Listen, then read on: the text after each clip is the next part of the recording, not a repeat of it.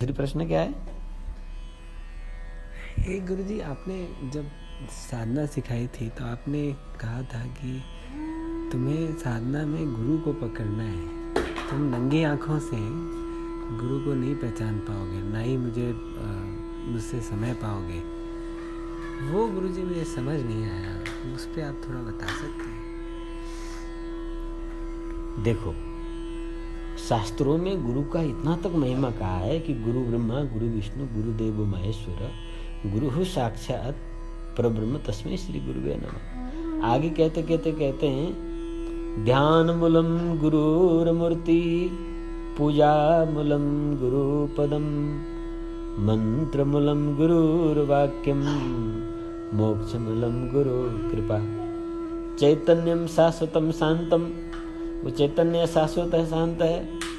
हाँ, लोग यहाँ एक भूल क्या करते हैं कि आदमी को गुरु नहीं बनाना चाहिए, भगवान को गुरु बनाना चाहिए। और गुरु तो तत्व है, उसको गुरु मान के करना चाहिए। तो गुरु गुरु छोड़ और चल। अब यहाँ पूजा मिलम गुरु पदम, यदि वो सगुण साकार नहीं होता है तो उसका पैर कहाँ से आ गया? तो ध्यान मलम गुरु मूर्ति, यदि वो सगुण नहीं है तो मूर्ति कहाँ से आ गया? यदि वो हमें बोलकर नहीं समझा सकता है, उसकी वाणी हमारे सामने नहीं आता है, तो फिर वो कैसे हमें आदेश देता है और हम उसको आज्ञा का पालन करें? गुरु तो हमारे सामने बोलने वाला होना चाहिए, गुरु तो हमारे सामने मूर्तिमंद होना चाहिए, गुरु तो हमारे साथ में उसके पैर वाले होना चाहिए, तभी ना हम उसके पैर की पूजा कर पाएंगे। वो हमारे जैसा है तभी ना हम उसको सुन पाएंगे, और हमारे सामने बोलता है तभी ना हम समझ पाएंगे। तो गुरु को लोग तत्व मानते हैं, और गुरु तत्व है, परंतु वो जो गुरु तत्व है परंपरागत अनुशासित सदाचारी जो आचार्य हैं उनके शरीर में वो अवतरित होते हैं, परंपरागत होते हैं, वैसे नहीं होते हैं। ये नहीं कि पेड़ के नीचे बैठा और गुरु भीतर प्रवेश कर गया, ज्ञान हो गया, दूसरे दिन से वो फिर गुरु बनने लग गया, या सपने में जो है शिव जी ने दे दी दीक्षा और वो गुरु बनने लग गया। ऐसा नहीं होता है। जैसे पिता के बिंदु से पुत्र होता है, संतान होता है, इसी प्रकार से गुरु के नाद से शिष्य होता है। नाद सृष्टि और बिंदु सृष्टि दो सृष्टि है संसार में। ज्ञान नाद सृष्टि है, ये शरीर जो है बिंदु सृष्टि है। ये दोनों अनादि हैं, दोनों सत्य है। बिना बाप के कोई बच्चा पैदा नहीं होता है। लोग यहाँ बिना बाप के गुरु बने फिर रहे हैं, बिना गुरु के गुरु बन जाते हैं, स्वयं प्रकट हो जाते हैं। ये सब गलत बात है। स्वयं प्रकट कुछ नहीं होता।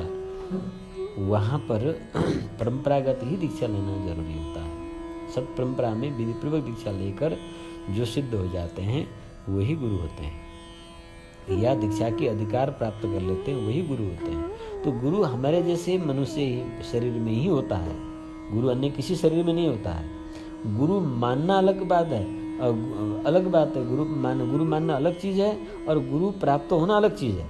हम किसी को माँ मान लेते हैं, बहन मान लेते हैं, भाई मान लेते हैं, अंकल मान लेते हैं, वो एक हमारी मर्यादा है। परंतु जन्माने वाला तो एक माँ है, एक पिता है, पर अन्य को पिता तुल्य मान के उसको आदर करना ये हमारी संस्कृति है। तो कहीं से किसी चीज का शिक्षा लेना और उसे गुरुतुल्य मानना, ये हमारी आपकी खूबी है, हमारी अपनी विशेषताएं हैं।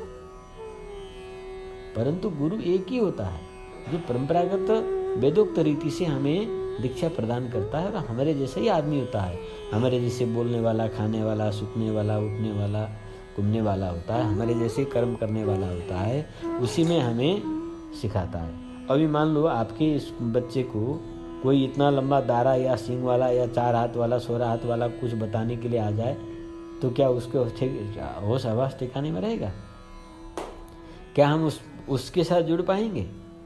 वो तो हमारे जैसा ही होना चाहिए, तभी ना हमारे भाषा में वो बताएगा और हम समझेंगे। इसीलिए गुरु जो होता है वो परम तत्व है, परंतु वो परंपरागत गुरु से गुरु के शरीर में परंपरागत अवतरित होता है, और शिष्य के शरीर में अवतरित होता है, परंतु परंपरागत होता है, बीच में कहीं से नहीं होता है। किस में दिखाई देता है गुरुत्व, किस में नहीं दिखाई देता है, ये अलग बात है। होता हमारे शरीर जैसा ही है।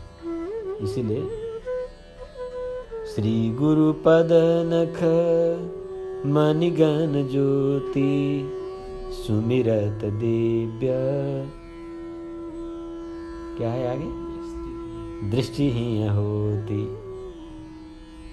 यदि उसके चरण ही न हो तो नाखून कहाँ से हो?